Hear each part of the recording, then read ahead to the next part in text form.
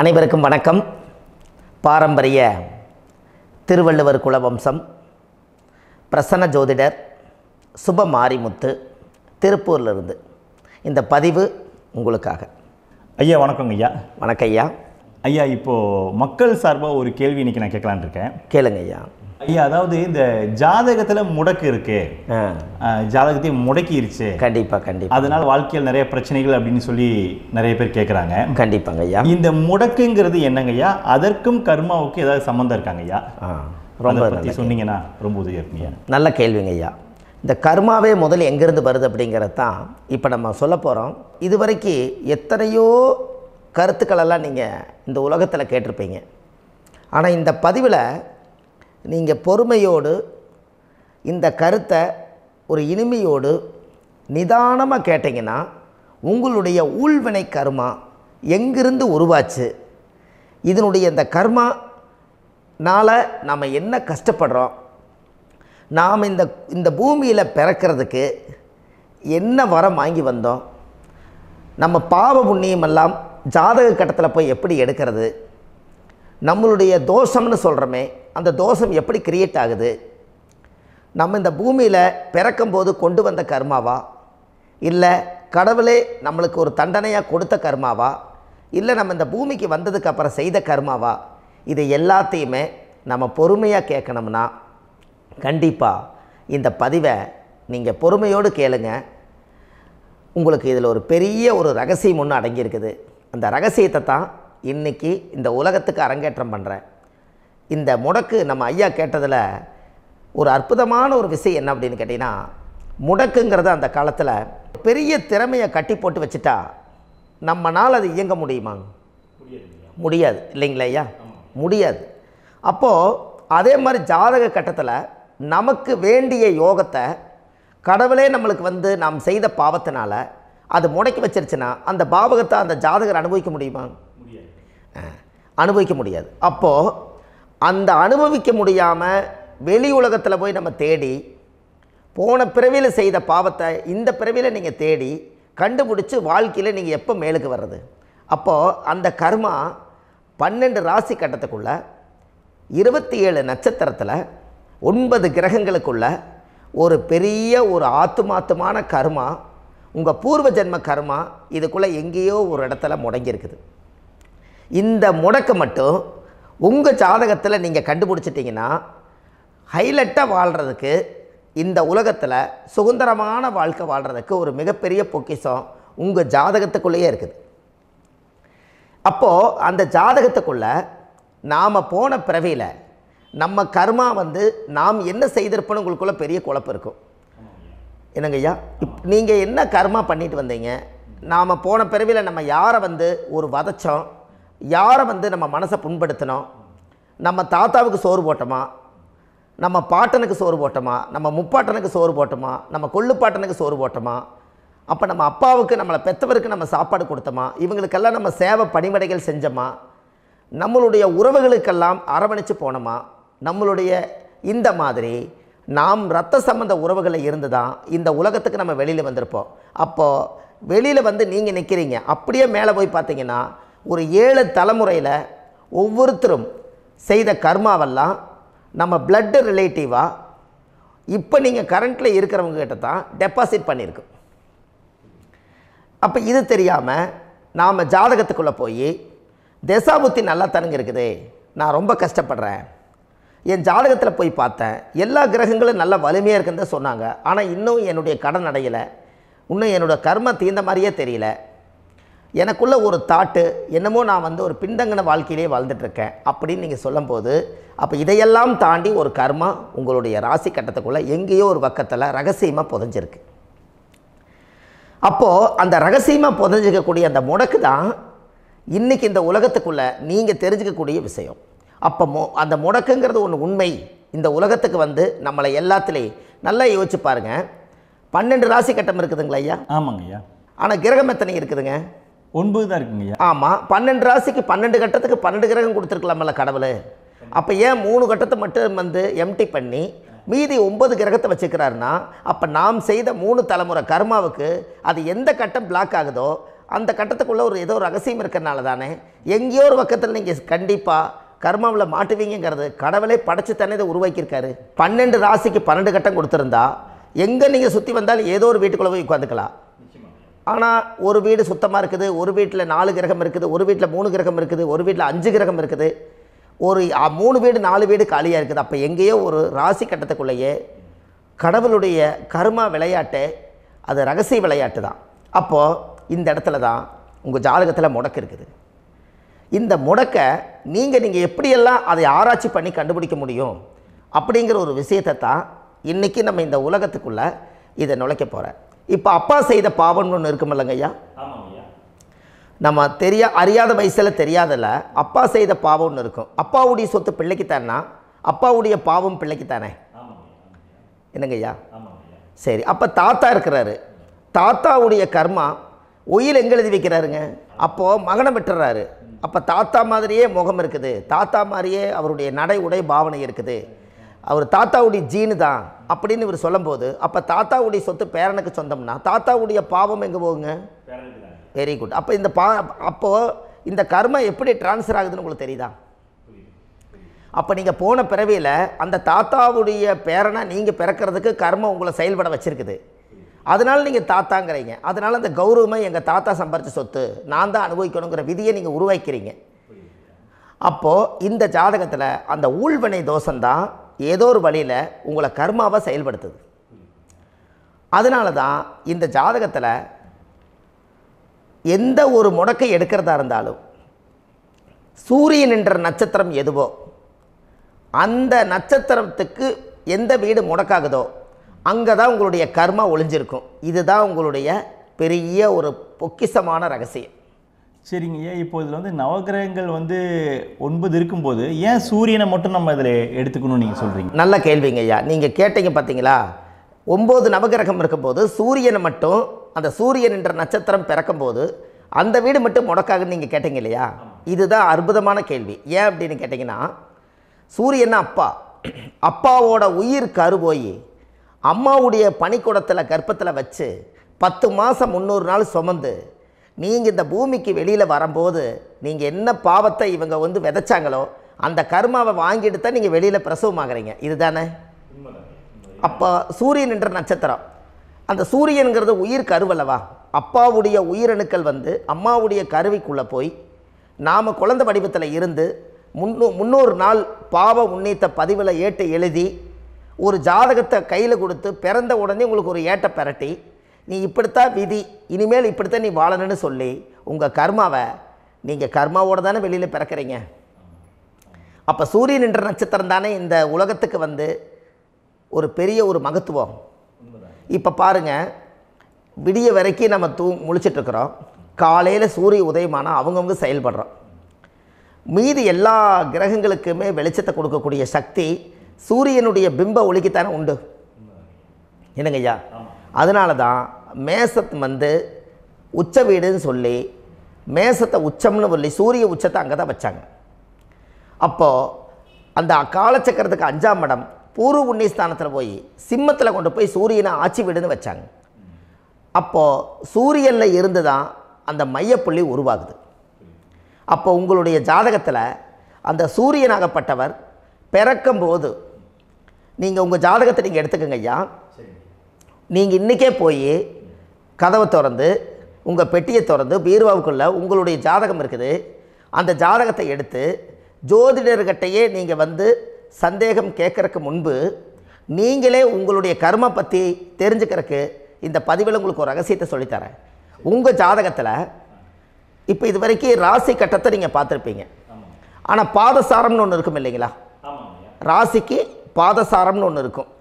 சூரியன் என்ன நட்சத்திரத்தில் இருக்குது, சந்திரன் என்ன நட்சத்திரத்தில் இருக்குது, செவ்வாய் என்ன நட்சத்திரத்தில் இருக்குது, புதன் என்ன நட்சத்திர காலில் நிற்குது, இதெல்லாமே அந்த சாரம் இல்லாத ஜோதிடம் சோரம் போய்விடும். அதனால் அந்த சாரத்தில் நிற்கிது பார்த்தீங்களா கிரகம், அதில் இப்போ நீங்கள் உங்களுடைய ராசி கட்டத்தை ஓப்பன் பண்ணுங்கள்.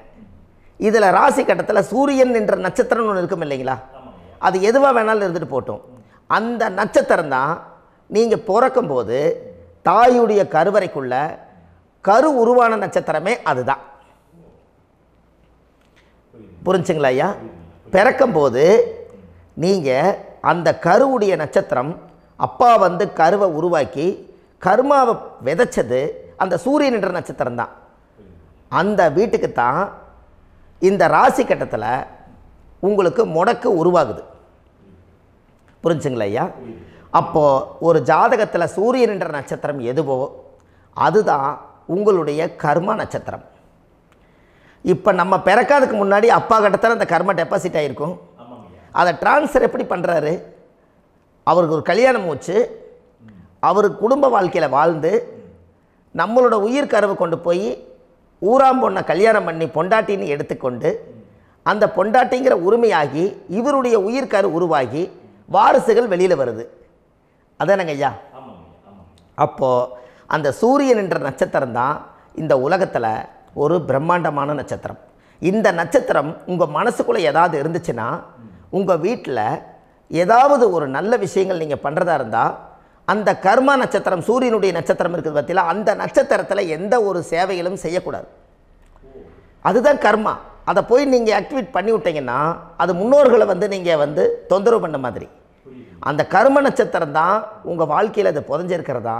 இப்போ குழந்தை பிறந்தாலோ சீர் சீமந்தங்கள் நீங்கள் செய்கிறதாலோ கல்யாணம் முக்கிறதுனாலோ உங்கள் ஜென்ம நட்சத்திரத்தன்னைக்கு கல்யாணம் பண்ண வேணாம்னு சொல்லிக்கிறாங்கல்லங்க. உங்களுக்கு ஜென்ம நட்சத்திரத்துக்கு முன்னாடி உங்களை உருவாக்குன நட்சத்திரம் தான் ஜென்ம நட்சத்திரம். அப்போ சூரியன் என்ற நட்சத்திரம் அப்பாவுடைய ஜென்ம நட்சத்திரமாக அந்த ஊழ்வினை கர்மம் செயல்படுது. அப்போ அந்த முடக்கு யார் வழியில் வந்தது? முன்னோர்கள் வழியில் வந்தது. முன்னோர்கள் கட்டி வச்சது யாரைய? குலதெய்வத்தை. அப்போ அந்த குலதெய்வத்தை போய் சாமிக்கு போய் வீடு வாசல்லாம் வலித்து குலதெய்வத்தை போய் தேங்காய் பழம் பூ மாலை கல்கண்டு வாங்கி அர்ச்சனை பண்ணி ஒரு அன்னதானம் ஒன்று பண்ணிவிட்டு சாமிக்கு பொங்கல் வச்சு நைவேத்தியம் பண்ணிவிட்டு உங்கள் ஜாதகத்தை வச்சு பூஜை பண்ணிவிட்டு வாங்க. அதுக்கப்புறம் தான் உங்கள் கர்மாவை கண்டுபிடிக்கிறதுக்கு வழியே பிறக்கும். குலதெய்வத்தை வணங்காமல் கோவிந்தா கோவிந்தா என்று பல தெய்வத்தை வணங்கினாலும் பலனொன்றும் இல்லைன்னு அந்த காலத்தில் முன்னோர்கள் சொல்லி வச்சுக்கிறாங்களா இல்லைங்களா? அதனால் கண்டிப்பாக அதை கண்டுபிடிச்சி நீங்கள் அதுக்கு ஒரு நைவேத்தியம் பண்ணால் மட்டும்தான் முதல்ல உங்கள் 5ஆம் பாவம் முன்னோர்கள் அது வேலை செய்யும். குலதெய்வ ஆலயத்துக்கு போயிட்டு வாங்க. போயிட்டு வந்துட்டு இந்த கர்மவினை தோஷத்தை நிவர்த்தி பண்ணுறதுக்குண்டான சரியான பரிகாரத்தை நம்ம எடுப்போம். அப்போது உண்மையாலுமே ஒரு ராசி கட்டத்துக்குள்ளே இந்த மாதிரி ஒரு அந்த கர்ம தோஷம் இருப்பதனால இந்த கர்மா தோஷத்துக்கு அந்த முடக்க தோஷங்கிறத நீங்கள் எடுத்து அதை கண்டுபிடிச்சி அந்த சூரியன் என்ற நட்சத்திரம் எந்த ராசி கட்டத்தில் போய் முடக்காயிருக்குதோ அந்த முடக்கு எந்த பாவகம் வந்து நம்மளுக்கு லாக் ஆகிருக்குதோ அந்த பாவகத்துக்கு உண்டான பரிகாரங்கள் அதுக்குரிய ஸ்தலங்கள் அந்த கோவில்களில் போய் சுவாமிக்கு தேங்காய் பழம் பூமாலை கல்கண்டு வாங்கி அர்ச்சனை பண்ணி நீங்கள் அந்த கோவிலுக்குள்ளே போய் உட்காந்து சாமி கும்பிட்டு வந்தீங்கன்னா உங்களுடைய ஜாதகத்தில் இருக்கக்கூடிய அந்த முடக்கு தோசை நீங்கி வாழ்க்கையில் நீங்கள் எதை சாதிக்க வந்தீங்களோ அந்த சாதனையை நீங்கள் சாதிச்சிட்ருப்பீங்க. புரிஞ்சுங்களா ஐயா? ஏன் அப்படின்னா அந்த முடக்கு நட்சத்திரத்துக்குள்ளே தான் ஒரு தோஷம் இருக்குது. இப்போ அந்த காலத்தில் பாருங்கள் ஐயா, முன்னோர்கள் எல்லாம் நிறைய பேர் கோவில் கட்டி வச்சுட்டு போயிருக்காங்களா இல்லைங்களா? இந்த கோவில் எதுக்காக கட்டி வச்சுக்கிறாங்கன்னா அவங்க கட்டினவங்களுக்கும் அந்த முடக்கு தோஷம் இருந்திருக்குது. ராஜாக்கள் இருந்திருக்குது, மன்னர்கள் காலத்தில் இருந்திருக்குது, ஜமீன்தார் காலத்தில் இருந்திருக்குது.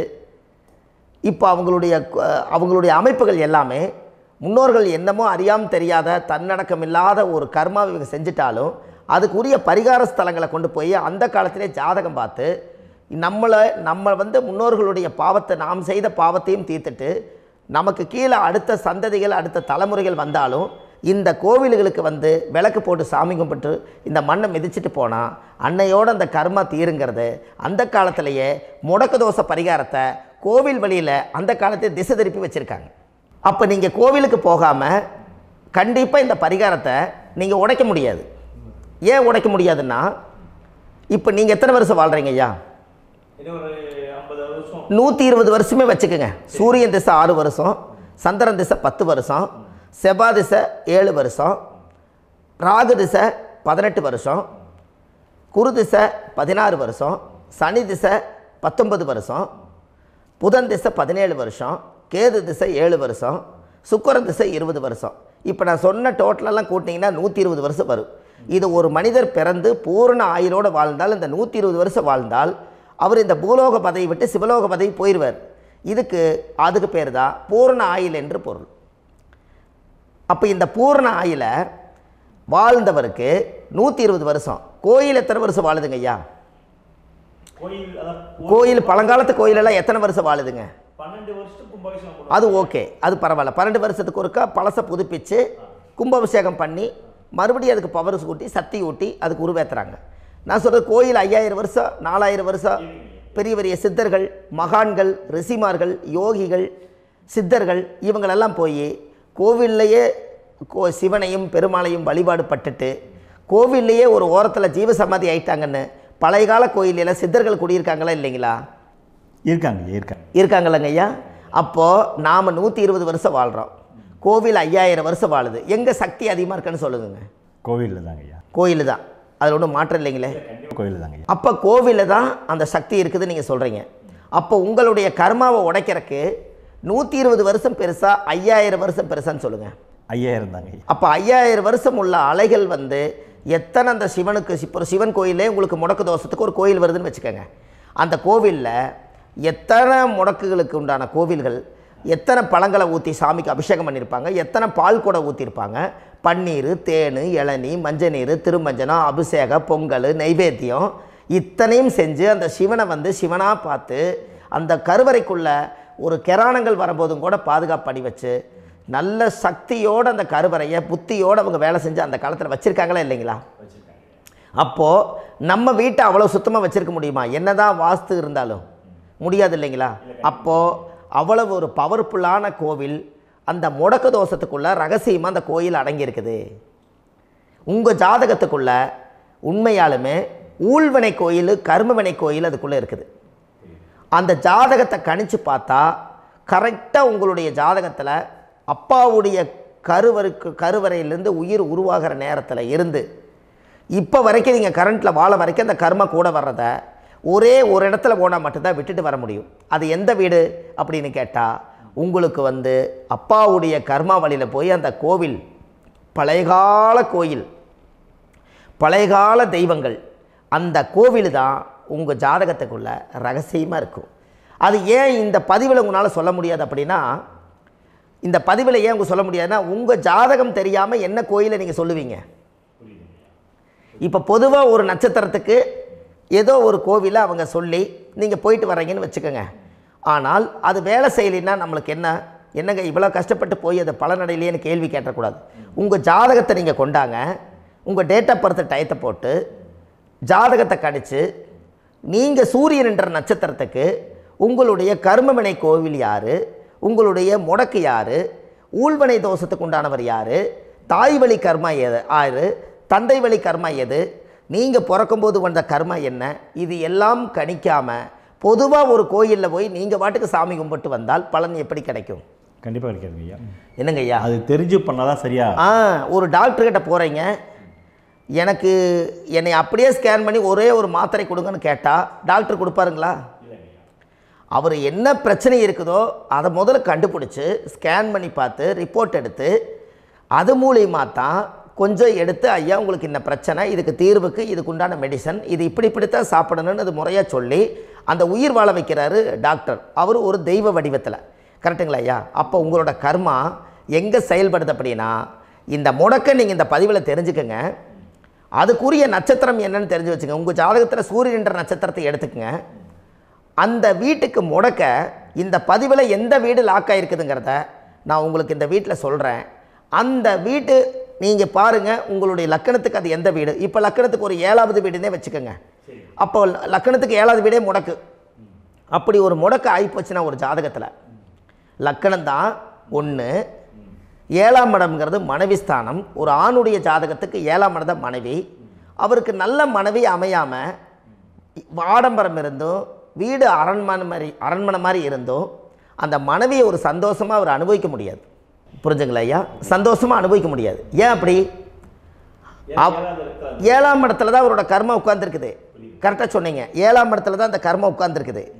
அப்போ அந்த 7ஆம் இடத்துல இருக்கக்கூடிய அந்த கர்மா போன பிறவியில் நீ மனைவிக்கு சோறு போடாமல் மனைவியை கட்டி வச்சு அடிக்கிறதும், மனைவியை துன்புறுத்துறதும், அந்த மனைவி இருக்கவே இன்னொரு வாழ்க்கைக்குள்ளே போகிறதும், இங்கே வாழ வேண்டிய தாம்பத்திய சந்தோஷத்தை கொண்டு போய் இன்னொரு இடத்துல கொடுக்கறதும், தெரிஞ்சிருந்தே நம்மளுடைய மனசுக்குள்ளே திருடுத்தனமாக வாழ்கிறதும், இது எல்லா கர்மாவும் போன பிறவியில் நாம் செய்த ஊழ்வினை கர்மா தான் உங்கள் ஜாதகத்தில் 7ஆம் இடம் முடக்கு. அப்போ அந்த 7ஆம் இடம் முடக்காக இருந்துச்சுன்னா கண்டிப்பாக உங்கள் ஜாதகத்தில் நீங்கள் என்ன அனுபவிச்சிட முடியும்? நல்ல நண்பர்கள் கிடைக்க மாட்டாங்க, நல்ல ஒரு பார்ட்னர்ஷிப் அமையாது, நல்ல ஒரு நட்பு வட்டங்களில் எதையும் அனுபவிக்க விடாது, ஒரு அங்கீகாரமான உறவுகளில் போய் நம்ம ஸ்ட்ராங்காக நிற்க முடியாது. 7ஆம் இடம் என்பது தாம்பத்திய வாழ்க்கை, பூர்த்தி இல்லாத வாழ்க்கையாக இருக்கும். இப்படியெல்லாம் அந்த ஜாதகத்தில் ஒரு பொதுவாக ஒரு ஜாதகத்தில் 7ஆம் பாவம் முடக்காயிட்டால் இந்த கர்மாவை அவர் அனுபவிச்சுக்கிட்டே இருப்பார். இது எப்போத்தான் அதுக்கு ஒரு தீர்வு வேணுங்க ஐயா? அந்த கோயில் எதுன்னு நீங்கள் கரெக்டாக சொன்னீங்க. இப்போ இது மனிதனால் செயல்படுது. மனிதர்கள் தான் கோயிலை கட்டி வச்சாங்க. தெய்வத்தை விட ஒரு காலத்தில் மனிதர்களுக்கு மகிமை ஜாஸ்தி. ஏன்னா சாதாரண ஒரு மண் பூமியாக இருந்த இடத்த மனிதர்கள் தான் கோயில் கட்டி ஒரு மகிமைப்படுத்தி புண்ணியம் பண்ணி வச்சாங்க. மனிதர்களுக்கு சக்தி அதிகம்தான், ஆனால் பிரபஞ்சத்துக்கு அதை விட சக்தி அதிகமல்லவா? ஐயா, நீங்கள் கோவிலுக்கு போய் அந்த கர்மா உடைக்கிறதுக்கு கோவிலில் சக்தி இருக்குது, ரைட்டு. ஆனால் நம்ம வீட்டுக்கும் கோயிலுக்கும் ஒரு மிகப்பெரிய தொடர்பு என்னென்னா, அந்த கோயில் கட்டுறவங்க எல்லாமே பழைய காலத்து கோயிலெல்லாம் பாருங்கள், பஞ்சபூதத்தை வச்சு கட்டியிருப்பாங்க. பஞ்சபூதத்தை வச்சு தான் கட்டுவாங்க கோயில். அது உங்களுக்கு தெரியணும் இல்லைங்களா? பஞ்சபூதம்னா நீர், நெருப்பு, காற்று, பூமி, ஆகாயம். இந்த பஞ்சபூதத்தினுடைய சக்திகள் எல்லாம் ஒரே நேர்கோட்டுக்கு என்னைக்கு வருதோ அன்னைக்கு தான் அந்த கோவிலுடைய பாலக்கால் போட்டு 1000-2000 வருஷம் நிலச்சி நிற்கிறது. காரணம், இந்த பிரபஞ்சத்தில் பஞ்சபூதம் எப்படி நிலச்சி நிற்குதோ அதுபோல் 5000 வருஷம் நிற்கிறதுக்கு அந்த பஞ்சபூத சக்தி வச்சு தான் சாமி சிலையை பிரதிஷ்டை பண்ணி வச்சுருப்பாங்க. அதனால தான் இந்த கோயில்கள் எல்லாம் 5000 வருஷமாயும் எத்தனையோ கிராணங்களை எல்லாம் தப்பிச்சிருக்கிறதுக்கு காரணம். அப்பேற்பட்ட புண்ணிய ஸ்தலம் உங்களுக்கு எதுன்னு தெரியணுமல்லவா? என்னங்க ஐயா? அப்பேற்பட்ட புண்ணிய ஸ்தலம் உங்களுக்கு எதுன்னு தெரிஞ்சால் தானே நீங்கள் போய் செய்ய முடியும், இல்லாட்டி கண்டிப்பாக தெரியாது. அப்போ இந்த முடக்கு தோஷத்தை கடவுள்கிட்ட கொண்டு போய் ஒப்படைக்கணும். நாம் பிறக்கும் போது கொண்டு வந்த கர்மாவை நாம் இருக்கும் காலத்தில் கொண்டு போய் இந்த கர்மாவை சுத்தப்படுத்தி, நீங்கள் பாவ ஆத்மாவை இந்த பூமியில் பிறந்து பூலோகத்தில் எல்லா புண்ணியத்தையும் செஞ்சுட்டு இந்த பூலோகத்தை விட்டு நீங்கள் போகும்போது புனித ஆத்மாவாக போகணுன்னா உங்கள் கர்மாவை கொண்டுட்டு போகாதீங்க, கர்மாவை நிவர்த்தி செய்யுங்க. என்னங்க ஐயா? அப்போ கர்மாவை சுத்தப்படுத்துங்க. கர்மாவை சுத்தப்படுத்திட்டு உங்களுக்கு பிறக்கிற குழந்தைகளுக்கு அந்த கர்மாவை டிரான்ஸ்ஃபர் பண்ணாமல் உங்களோட நில் பண்ணுங்க. ஒரு உதாரணம் சொல்லட்டுங்களா ஐயா? ஒரு காந்தம் ஒன்று இருக்குது இல்லைங்களா? ஒரு காந்தம்ங்கிறது ஒரு தாத்தாவாக வச்சுக்கோங்க. ஒரு இரும்பை கொண்டு போய் வச்சா ஒட்டு மாட்டாதா? அப்போ ஒட்டுனோடனே காந்தம்ங்கிறது தாத்தா, அவருக்கு பிறந்த வாரிசுக்கு அந்த கர்ம டிரான்ஸ்ஃபர் ஆயிருமா? சரி, இன்னொரு இரும்பை கொண்டு போய் வைங்க, ஒட்டு மாட்டாதா? அப்போ அது பேரனுக்கு வைங்க, பேரனுக்கு வந்துருச்சு அந்த கர்மா. இன்னொரு இரும்பு கொண்டு போய் வைங்க, அந்த காந்தத்துக்கு நேர் இன்னொன்று வைங்க, ஒட்டு மாட்டாதா? அப்போ அதை கொண்டு போய் நம்ம கொள்ளு பேரனுக்கு வைங்க. இப்படியே டிரான்ஸ்ஃபர் ஆகி தலைமுறையாக இந்த கர்மா தொடர்ந்துக்கிட்டே இருக்குது. இந்த இடத்துல கொண்டு போய் காந்தத்துக்கு இரும்பு ஒட்டிகிட்டே இருக்குதுல்ல, இந்த இடத்துல ஒரு மரக்கட்டை செஞ்சு கொண்டு போய் கரெக்டாக வச்சுக்கினே போட்டுமா? அந்த மரக்கட்டையை கொண்டு போய் வைக்கிறவர் யார்? மரக்கட்டை வச்சுட்டு அடுத்த வாரிசு புனிதமாக பிறந்துட்டு இந்த மேலே இருக்கிற கர்மாலாம் இந்த அடுத்த இதுக்கு வராதில்ல. இதுதாங்க ஐயா கர்மா. தொடர்ந்து வரக்கூடிய கர்மாவை அதை நில் பண்ணணுங்கிறதுக்கு பேர் தான் இந்த உதாரணத்தை சொன்னவங்களுக்கு. அப்போ நாம் இந்த பூலோகத்தில் நம்ம ஒரு தாயுடைய கருவறையில் இருந்து தொப்புள் கொடி அறுக்கும் நேரம் நாம் என்ன கர்மாவை வாங்கி வந்திருந்தாலும் அதையெல்லாம் ஆராய்ச்சி செய்து ஜாதகத்தில் முழுமையாக கண்டுபிடிச்சி ஒரு காலம் இல்லைனாலும் ஒரு காலம் நம்ம நல்லா இருக்கிறதுக்காக, நம்ம வாரிசுகள் எல்லாம் நலமடைஞ்சு வளமடைஞ்சு வர்றதுக்காக இந்த கர்மா தோஷத்தை கரெக்டாக கண்டுபிடிச்சி சரியான கோவிலுக்கு போய் நீங்கள் கர்மாவை நிவர்த்தி பண்ணி அங்கே பூஜை புனஸ்தானங்கள், சகசரநாம பூஜைகள், ஓமங்கள், வழிபாடுகள் இதெல்லாம் நீங்கள் செஞ்சு உங்களுடைய பாவத்தை எல்லாம் கழித்து உங்கள் ஜாதகத்தவே யோகமாக மாற்ற முடியும். கண்டிப்பாக மாற்ற முடியும். ஏன்னா நம்ம யாரை நம்பி செய்கிறோம்? சரியான கடவுள்கிட்ட வழிகாமிக்க போகிறோம். அப்போ கடவுள் பொய்யாயிருவாரா? ஐயா, நம்ம அதாவது அந்த காலத்தை சொல்லுவாங்க, சத்தியுள்ள சாமி கும்பிட்டு புத்தி உள்ள உள்ளே பெக்கணும்னு சொன்னாங்க. 16 வதபதன்னு பெக்கலை, எல்லாம் அறிவோடு பெற்றாங்க. அதனால் எல்லாமே தாய் தந்தைகள் பேச்சை கேட்டாங்க. அன்றைக்கி எல்லாருமே தாய் தந்தைகளுக்கு தூணாக நின்னாங்க. அப்போ அந்த காலத்தில் சத்தியுள்ள சாமி கும்பிட்டு புத்தி உள்ள உள்ளே பெக்கணும்னு சொல்லி அன்றைக்கி அறிவோடு பெற்று இந்த கர்மாவை ஆளுக்கு ஒரு கர்மாவை டிரான்ஸ்ஃபரை பிரித்து எல்லாரும் சுத்தப்படுத்தினாங்க. இன்றைக்கி நம்ம ஒரு குழந்தை 2 குழந்தை பெற்று வச்சுருக்கோம். அவங்களுக்கே இவ்வளவு கர்மா வந்துருச்சுன்னா இந்த குழந்தைகளுக்கு என்னைக்கு இந்த கர்மாவை போய் கண்டுபிடிச்சி நீங்கள் எப்போ சரி பண்ணுவீங்கன்னு. அப்போ இந்த வாழ்க்கையில் ஏதோ ஒரு பிரபஞ்ச சக்தி நம்மளை அறியாமல் என்னமோ ஒரு இயக்கத்தில் கொண்டு போய் விட்டுருச்சுங்களா? அப்போ இனிமேலாவது இந்த கர்மாவில் இருந்து கண்டிப்பாக நம்ம நிவர்த்தி ஆகணும்னு சொன்னால் இந்த முடக்கு தோஷத்தை யாரெல்லாம் கண்டுபிடிச்சி இந்த ஊழ்வினை கர்மாவில் இருந்து நாம் கருவறையில் சுமக்கும் போது 10 மாதம் நீங்களாம் என்னென்ன நினச்சிருப்பீங்க? அதாவது கருவறைக்குள்ள கருப்பாக ஒரு பிண்டம் இடப்பக்கம் கிடக்கையில் இந்த பூமிக்கு வரும்போது நீங்கள் என்னென்ன நினச்சிருப்பீங்க? இந்த பிறந்ததுக்கு அப்புறம் வந்து தான் அம்மா தெரியுது, அப்பா தெரியுது, தாத்தா தெரியுது, பாட்டி தெரியுது, இந்த உலகத்தில் கண்கொள்ளாத காட்சிகள் எல்லாம் தெரியுது, எல்லாம் தெரியுது. ஆனால் 10 மாதம் உங்கள் வாழ்க்கையில் நீங்கள் இருக்கும்போது நீங்கள் என்னென்னலாம் நினச்சி இந்த பதிவில் இறைவன் கொடுத்தாரோ அதையெல்லாம் அனுபவிக்கத்தான் வந்தீங்க. அதுக்கு இடையில இருக்கிறதான கர்மா. இந்த ஒரு விஷயம் உங்களுக்கு கிடச்சிருச்சுன்னா நீங்கள் எல்லாருமே ராஜயோகமாக பிழைப்பீங்கள்ல. இதில் ஏழை பணக்கார யாரையுமே சொல்ல வரல. அவங்கவுங்க பிறக்கும்போது புண்ணியத்தை பொறுத்து தான் போன ஜென்மத்தில் நம்ம என்ன புண்ணியங்கள் பண்ணி வச்சோமோ அந்த புண்ணியத்தில் இன்றைக்கி நல்லா வாழ்கிறாங்க. ஒருத்தர் கேட்டார், என் ஜாதகத்தில்ங்க எங்கூட படித்தவர் இடம் வாங்கிட்டார், வீடு வாசல் கட்டிட்டார், தொழில் பண்ணிட்டார், நல்லா இருக்கார், ஆனால் நான் இன்னும் அப்படியே தான் இருக்கிறேங்கன்னு ஒருத்தர் கேட்டார். அதுக்கு ஒரு கருத்து என்னென்னா, டேட் ஆஃப் பர்த் ஒன்று தான், டைம் ஒன்று தானே வச்சுக்கோங்க. அவங்க அப்பா செஞ்ச புண்ணியம் வேறு, நீங்கள் செஞ்ச பாவங்கள் வேறு. அவர் செஞ்ச புண்ணியத்தினால அவருக்கு எல்லாமே முன்னாடி கிடைக்குது. நீ கர்மாவெல்லாம் கழிச்சிட்டினா பின்னாடி கிடைக்க போகுது. இதில் மற்றவங்களை பற்றி வேற்றுமையாக நினைக்கிறதுல எந்த ஒரு இதுவுமே இல்லை.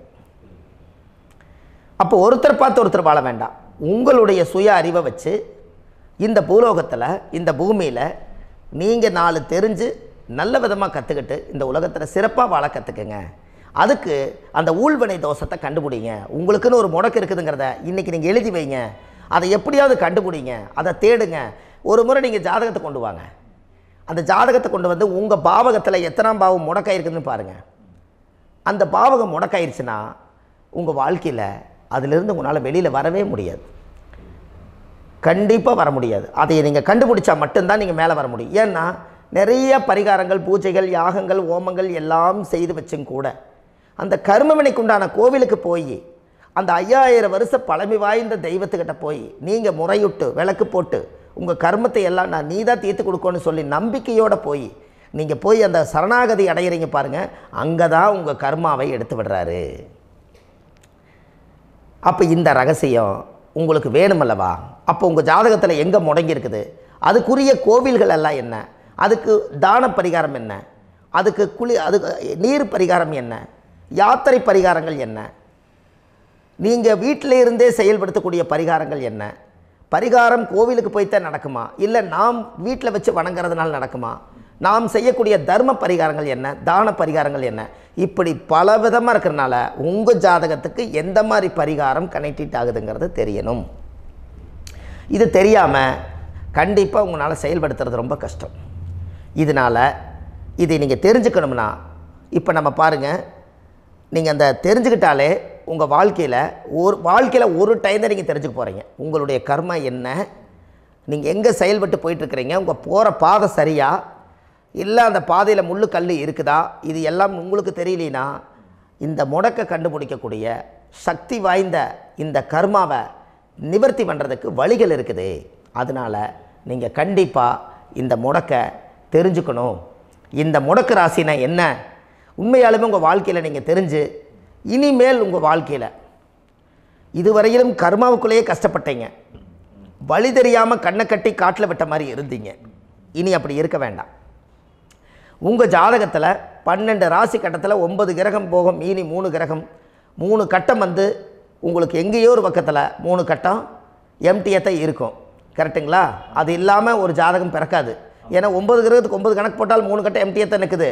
அந்த கட்டத்துக்குள்ளே எந்த நட்சத்திரத்தில், எந்த சாரத்தில், எத்தனாவது டிகிரியில், எத்தனாவது பாத சாரத்தில், எத்தனை வெகுளையில், எத்தனை செகண்டுக்குள்ளே இந்த கர்மா உள்ளே புகுந்து உங்களை செயல்படுத்துதுங்கிறத கண்டிப்பாக உங்கள் ஜாதகத்தை கொடுங்க. பார்த்து இந்த விஷயத்தை சொல்கிறேன். நீங்கள் அந்த இடத்துக்கு போய் நிவர்த்தி பண்ணிவிட்டு உங்கள் வாழ்க்கையில் கொஞ்சம் காலம் வாழ போகிறீங்க. பாருங்கள், பிறந்ததுலேருந்து 20 வருஷத்துக்குள்ளே இளமையாக வாழ்கிறீங்க, குழந்தையாக வாழ்கிறீங்க. 20லேருந்து 40 வயசுக்குள்ளே தான் உங்களுக்கு ஒரு பொண்ணை பார்த்து கல்யாணம் பண்ணி ஒரு கரு உருவாக்குறீங்க. அதுக்கப்புறம் 40லேருந்து 60க்குள்ளே குழந்தை பெற்று கடமை முடிச்சிடுறீங்க. 60 வயசுக்கு மேலே ரிட்டையர்ட் ஆகிடுறீங்க. இந்த 20க்கும் 60க்கும் இல்லாத 20லேருந்து இந்த 40 வயசுக்குள்ளே உங்களோட தேடல் என்னவோ அது வாழ வேண்டிய சுகபோகமான வாழ்க்கை எல்லாமே அந்த 40க்குள்ளே தான் இருக்குது. இந்த 40க்குள்ளே இருக்கக்கூடிய வாழ்க்கையை இந்த கர்மா தெரியாமல் காலத்தை வீணாக்க வேண்டாம். வாழ வேண்டிய வயசில் நீங்கள் வாழணும். அதுக்குரிய கர்மாவை நீங்கள் சுத்தப்படுத்துங்க. எப்படியெல்லாம் நீங்கள் சந்தோஷமாக வாழ்கிறீங்கன்னு எனக்கு ஒரு தகவல் கொடுங்க. வேறு லெவலில் நீங்கள் இருப்பீங்க. கண்டிப்பாக இந்த பதிவில் உங்களுக்கு நான் இந்த விஷயத்தை கொடுக்க போகிறேன். இந்த முடக்கு நட்சத்திரங்கள் என்ன அப்படிங்கிறத இந்த பதிவில் நீங்கள் ஒரு நோட் ஒன்று எடுத்துக்கோங்க, குறித்து வச்சுக்கோங்க. இதில் இருந்து அவங்கவுங்களுக்கு முடக்கு நட்சத்திரம் என்னங்கிறத இந்த பதிவில் நான் உங்களுக்கு கொடுக்குறேன். இந்த வீடு தான் அது முடக்குங்கிறத சொல்கிறேன். இதையெல்லாம் நீங்கள் தெரிஞ்சு உங்கள் ஜாதகத்தவே நீங்கள் முடக்கு எடுத்து கண்டிப்பாக உங்கள் வாழ்க்கையில் நீங்கள் நல்லா இருப்பீங்க. அதுக்கு ஒரு நோட் எடுத்து வச்சுக்கோங்க. இது வரைக்கும் கர்மாவை பற்றி நம்ம பேசினோம். உங்கள் ஜாதகத்தில் சூரியன் என்ற நட்சத்திரத்துக்கு தான் முடக்குன்னு சொன்னீங்களே, எந்த வீடுங்கிற ரகசியத்தை இன்றைக்கி நம்ம எல்லோரும் தெரிஞ்சுக்கலாமா? இத்தனை காலமாக நீங்கள் தெரிஞ்சுக்காத ஒரு ரகசியத்தை இன்றைக்கி உங்கள் ஜாதக கட்டத்தில் நீங்களே முடக்க கண்டுபிடிச்சி அதுக்குண்டான பலனை தேட போகிறீங்க. அந்த தேடல் தான் உங்களை கொண்டு போய் உட்கார வைக்க போகுது. ஒரு உதாரணம், உங்கள் ஜாதகத்தில் பாதசாரம் இருக்குது அல்லவா? அந்த பாதசாரத்தில் சூரியன் என்ற நட்சத்திரம், சூரியன் நின்ற நட்சத்திரம் பாதசாரத்தில் கரெக்டாக எடுங்க. சூரியன் என்ற நட்சத்திரம் சதய நட்சத்திரமாக இருந்தால் அது உங்களுக்கு துலா ராசி வீடு தான், அது முடக்கு ராசி. உங்கள் வாழ்க்கையில் உங்கள் லக்னத்துக்கு அது எத்தனாம் பாவகமோ அந்த பாவகத்தை அது முடக்கி வச்சிருச்சு. அதுதான் கர்மா. அந்த கர்மாவில் இருந்து உங்களால் வெளியில் வர முடியல. அப்போ இதில் ஏதாவது நம்ம ஒரு சூட்சமத்தை இதில் ரெடி பண்ணணுமல்லவா? உங்கள் வாழ்க்கையில் நீங்கள் நல்லா இருக்கணுமல்லவா? அப்போ ஏதோ ஒரு வழியில் உங்களுடைய கர்மாவை நிவர்த்தி செஞ்சால் தான் நீங்கள் நல்லா இருக்க முடியும். அப்போ அதுக்குரிய சில பரிகாரங்கள், அதுக்குரிய சில வழிமுறைகள், இதெல்லாம் நம்ம செய்து தான் அந்த தோஷத்தை நம்ம நீக்கணும். பூரட்டாதி நட்சத்திரத்தை பற்றி அடுத்த பதிவில் நம்ம பார்ப்போம். நம்ம ஆன்லைன்லேயே ஜாதகம் பார்க்குறோம். உங்கள் date of birth, time, place கொடுத்தீங்கன்னா போதும். உங்களுக்கு ஜாதகத்தை கணிச்சு ஃபோன்லேயே உங்களுக்கு கர்ம ராசி கண்டுபிடிச்சி உங்களுக்கு உண்டான கர்ம பரிகாரத்தை சொல்லி உங்கள் வாழ்க்கையில் ஒரு வெளிச்சத்தை கொண்டு வர்றதுக்கு என்றைக்கும் உங்களுக்கு உறுதுணையாக இருப்பேன். நீங்கள் கண்டிப்பாக இந்த பதிவுகள் எல்லாம் இது உங்களுக்காகத்தான். இது அதிகாலை நேரத்தில் பிரம்ம முகூர்த்தத்தில் இந்த பதிவை உங்களுக்கு முழுமையாக சமர்ப்பணம் பண்ணுறேன். இதை கற்று இதை வழி நடத்தி இதைய எப்படியெல்லாம் இந்த முடக்க கண்டுபிடிச்சி இப்படியெல்லாம் பேச வச்சு அழகு பார்க்க நம்ம முன்னோர்களுடைய ஆசீர்வாதமும் இந்த முடக்க கண்டுபிடிச்ச குருமார்களும் அவங்களுடைய குடும்ப பாரம்பரிய வம்சாவளிகளும் எல்லாருமே நல்லா இருக்கணும்.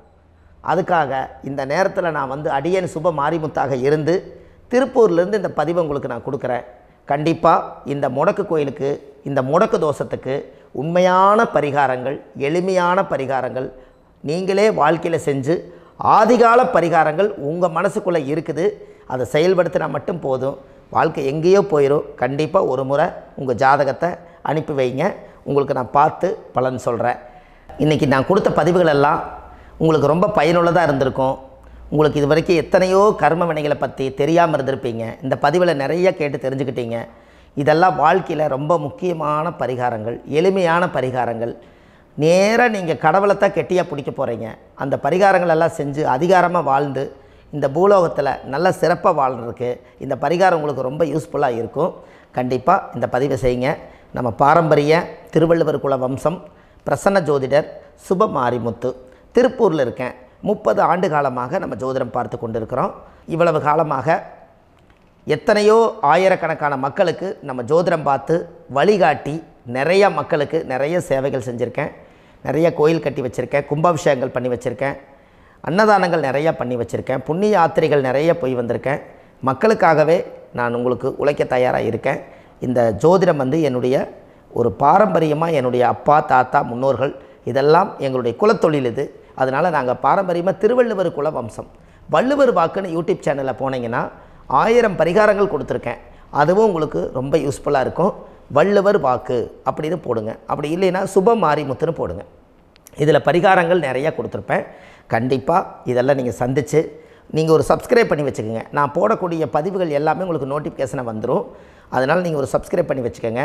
தினமும் ஒரு தகவல் உங்களுக்கு கொடுத்துக்கிட்டே இருக்கேன். இதெல்லாமே உங்களுக்கு ஒரு பெரிய சந்தோஷமான நிகழ்ச்சிகள். என்றைக்கும் உங்களோட நான் வாழ்கிறேன். உங்களுடைய குடும்பத்தில் நான் ஒருத்தராக இருந்து குடும்ப ஜோதிடராக நான் இருப்பேன். கண்டிப்பாக ஆயுளுள்ள வரைக்கும் உங்களுக்காக இந்த ஜோதிடத்துக்கு உழைச்சி உங்கள் குடும்பத்தில் ஒருத்தராக நான் ஒரு இரத்த உறவில் நான் இந்த பூர்வ ஜென்மத்தில் உங்களுக்கு நான் கடமைப்பட்டிருக்கேன். கண்டிப்பாக அடுத்த பதிவில் உங்களை நான் சந்திக்கிறேன். வாழ்வது ஒரு முறை, வாழ்த்தட்டும் தலைமுறை. நன்றி, வணக்கம்.